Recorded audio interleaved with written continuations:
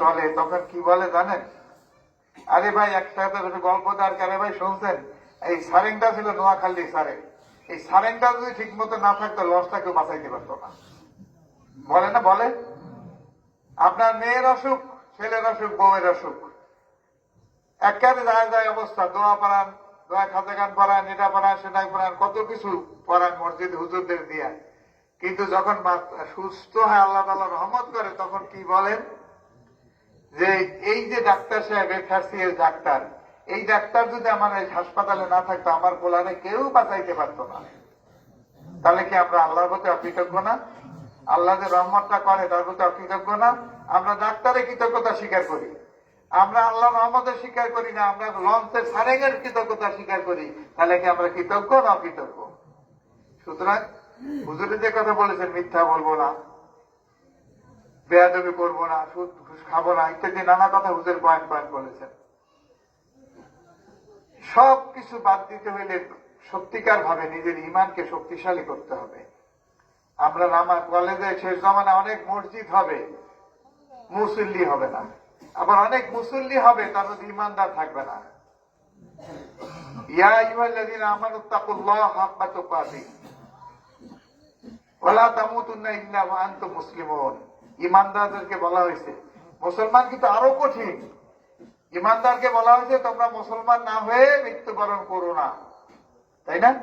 তাহলে মুসলমানও আরো কঠিন। আমরা বলি আব্দুর রহিম মুসলমান, মুর্তজা হাসান মুসলমান, তাকিবউদ্দিন হুজুর সে মুসলমান, কিন্তু আমরা মুসলমান হই যদি থাকতাম তা আমাদের জন্য বলা হইতো না যে তোমরা মুসলমান না হয়ে বলো না। আমরা ইমানদার, ইমানদারের চেয়ে শক্তিশালী হইতে হবে মুসলমান হওয়ার জন্য, তাই না? কাজে এগুলো আমাদের দেখতে হবে। ঈশান নামাজের সময় হয়েছে, আমরা কথা বাড়াবো না। কিন্তু একটা জিনিস দেখেন, এখন একটু প্যান্ডেলের দিকে তাকান সবাই, কত লোক আছে, আর কিছুক্ষণ পরে কত লোক দেখবে। তার কারণ কি?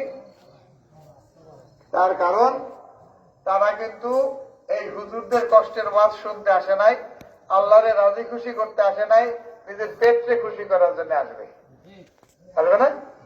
তাহলে এই ওয়াজ মাহফিলে যারা আসলো, আপনারা তো আগে আসছেন, আপনারা ফায়দা পাবেন, কিন্তু তারা কি ফায়দা পাবে? তাদের খাওয়া আর সকালবেলা এক বন্দি পানি খরচ করলে সব খাওয়া শেষ নাকি?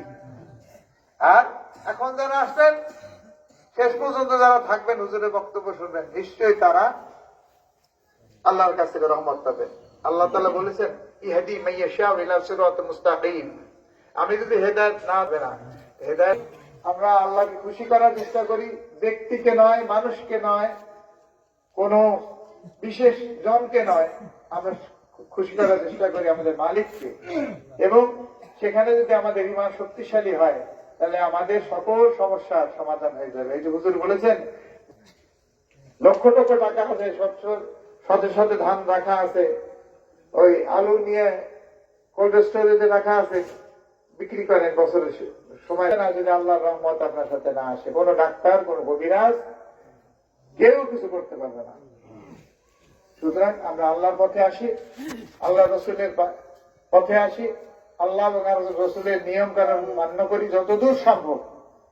এই ফিতনার দুনিয়া শতভাগ আপনি পারবেন না, শতভাগ পারবেন না। আপনার ইচ্ছা যদি থাকে, তার মালিক নিশ্চয়ই আপনাকে সাহায্য করবে, এবং একসময় আপনি হেদায়েত, পরিপূর্ণ হেদায়েত নিয়ে, ঈমান নিয়ে কবরে দিতে পারবেন। আল্লাহ আমাদের সবাইকে ভালোভাবে থেকে ঈমান নিয়ে কবরে যাওয়ার তৌফিক দান করুন। ওয়া আখির দাওয়ানা আলহামদুলিল্লাহি রাব্বিল আলামিন। আসসালামু আলাইকুম ওয়া রাহমাতুল্লাহি ওয়া বারাকাতুহু।